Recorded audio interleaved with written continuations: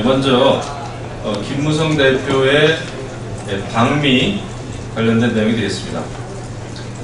김무성 대표 최고위원은 7박 10일간의 미국 공식 방문 일정을 마치고 오늘 새벽 귀국했습니다. 이번 방미는 2005년 이후 10년 만에 이루어진 정당 외교로 한미동맹의 중요성과 의미를 재확인하는 계기가 되었습니다. 김 대표는 미국의 공화당과 민주당의 상하원 원내대표와 총무, 하원 외교위원장 등을 잇따라 만나서 폭넓은 정당 외교를 펼쳤습니다. 이러한 인사들과의 회동에서는 한미동맹 강화, 북핵 문제, 남북관계에 대한 외교 현안을 논의하고 공감대를 형성했습니다.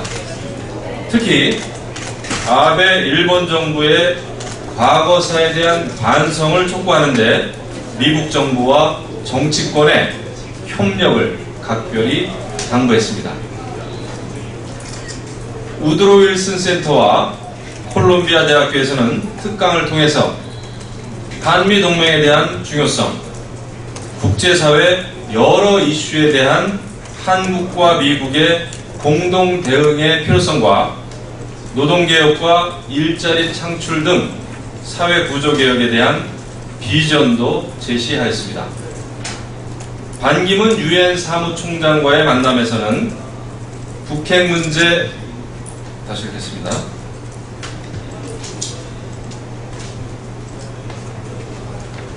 반기문 유엔 사무총장과의 만남에서는 북핵 문제 해결과 함께 북한에 대한 인도적 지원에 대한 폭넓은 논의가 이루어졌습니다.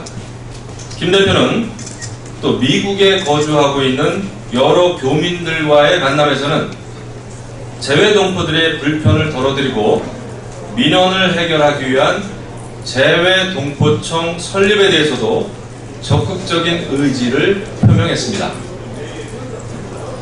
그런데 안타깝게도 김무성 대표의 방미에 대해서 야당은 이런저런 이유를 대면서 트집을 잡고 있습니다. 그러나 국민들은 과거 지금의 야당이 집권했던 시절 불안했던 한미 동맹을 또렷이 기억하고 있습니다. 국익을 위한 정당 외교마저 국내 정치의 수단으로 삼는 것은 바람직한 제1야당의 모습은 결코 아닙니다. 새누리당은 자유민주주의와 대한민국 영토 수호를 위해서 한미동맹을 더욱 공고히 하도록 노력할 것이며 재외동포들이 불편하지 않도록 제도 개선과 예산 확보에 최선을 다할 것입니다. 다음은 롯데그룹과 관련된 내용이 되겠습니다. 롯데그룹의 경영권 다툼이 점입 가경입니다. 국민은 안중에도 없고 저질 폭로와 진흙탕 싸움이 국민들의 분노를 사고 있습니다. 한국과 일본을 오가며 국가 망신을 시키고 경제 전반에 부정적인 영향까지 미치고 있습니다. 롯데가 세계 5위의 대기업이 된 것은 대주주 일가 몇 사람의 공 때문이 아닙니다.